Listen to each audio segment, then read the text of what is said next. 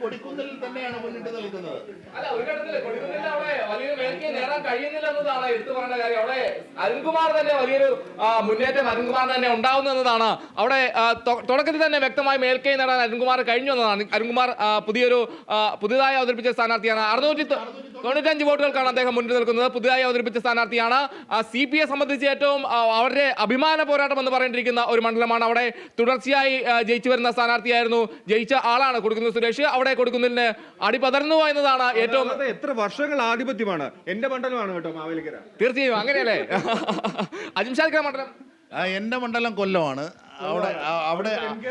അവിടെ എനിക്ക് പ്രേമചന്ദ്രനെ കുതിച്ചാടുകയാണ്. കൊല്ലം 11,481 വോട്ടുകൾക്കാണ് കൊല്ലത്ത് UDF സ്ഥാനാർത്ഥി NK പ്രേമചന്ദ്രൻ മുന്നിട്ട് നിൽക്കുന്നത്. ആന്റണി, തീർച്ചയായിട്ടും ആ മുന്നേറ്റം ആദ്യം മുകേഷ് മുന്നിൽ നിന്നെങ്കിലും പിന്നീട് കൃത്യം